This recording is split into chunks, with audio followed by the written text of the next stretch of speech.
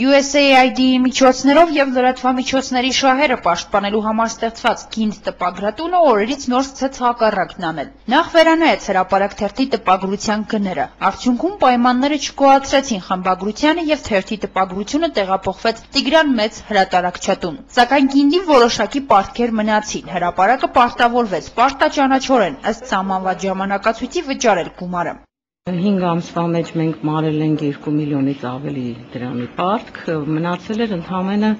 500,000 դրամի, այսպես ասեմ, որը էլի պայմանավորվածություն կար, որ մի քանի ամսվա ընթացքում այդ մնացածն էլ կմարվի, անսպասելիորեն, ասենք, այն օրը, որ մենք 1 միլիոն պարտքը մարել ենք, դրա հաջորդ օրը տպանի տնօրենը դիմում է դատարան։ Հետաքրքիրն այն է, որ «Գինդը» պահանջել է հայցի ապահովման միջոց կիրառել թերթի տպագրության դադարեցումը, սակայն տրամաբանական է, որ եթե դադարեցվի տպագրությունը, եկամուտներ չեն լինի։ Հետևաբար խմբագրությունը չի կարողանա վճարել պարտքերը։ Այսպիսով ակնհայտ է դառնում, որ խնդիրը ոչ թե մնացած գումարն է, այլ թերթի աշխատանքը դադարեցնելը։ Բարեբախտաբար դատավոր այդքան խելամտություն ունեցել է, որ չի կիրառել այդ միջոցը, մերժել է տպագրությունը դադարեցնելու պահանջը, բայց բավարարել է գույքի վրա արգելանք դնելու պահանջը։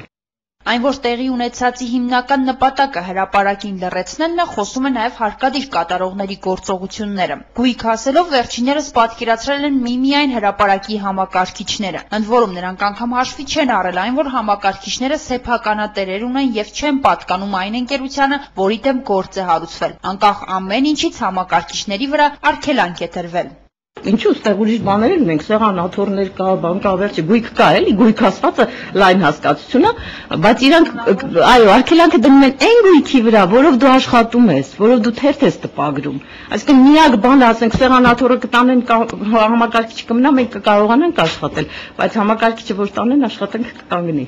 Այդ ակնհայտ է մտադրությունը ուր է ուղղված, էլի, ինչի համար են անում այդ ամեն ինչը։ Այս գույքը, այս կոմպյուտերները մենք ինչ օգտագործում ենք, մասնավոր անձանց կոմպյուտերները, որոնք տրամադրվել են եւ դրանց բոլոր փաստաթղթերը կա։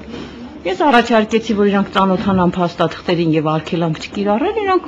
ասենք ոչ, այս տարածքում մենք եկել ենք այս հասցեում, ինչ գույք տեսնում ենք, դրա վրա պետք է արգելանք կիրառենք։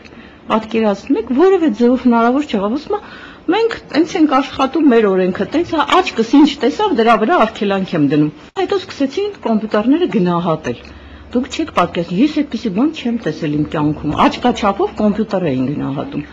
Արմինե Օհանյանի կարծիքով նման գործողությունների գերնպատակը ընդամենը մի քանի անցանկալի թերթերի լռեցնելն է։ Այդպիսով զանգվածային լրատվամիջոցները գրեթե լիարժեք կհայտնվեն տոտալ վերահսկողության տակ։ Այս երկրում, եթե մենք լրագրողներս այսքան անպաշտպան ենք, ես անդադար եմ ասում, դուք պատկերացրեք շարքային քաղաքացիներն ինչքան անպաշտպան են այդ դեպքում։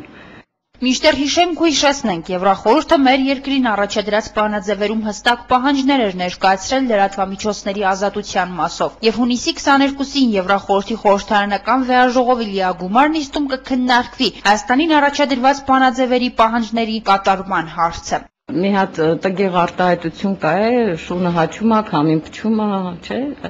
Հիմա եվրոպացիները կասեն, բանաձևեր կընդունեն, ինչ կանեն, ի վերջո մեր աչքի առաջ է, չի։ Այդ նշանակում է, որ իրանք ընդհանրապես թքած ունեն ցանկացած նման բանաձևերի, վերաբերմունքի եւ այլնի վրա։ Ի վերջո իշխանությունը չէ, պետք է ուզենա ազատ մամուլը կայանա։ Մի քանի հատ գոնե ազատ թերթ չգործեն այս երկրում, դե բոլորի բերանը փակենք, մի հատ էլ մեծ գերեզմանակար դնենք այս երկրի վրա ու ավարտենք, պրծնենք գնանք այս երկրից։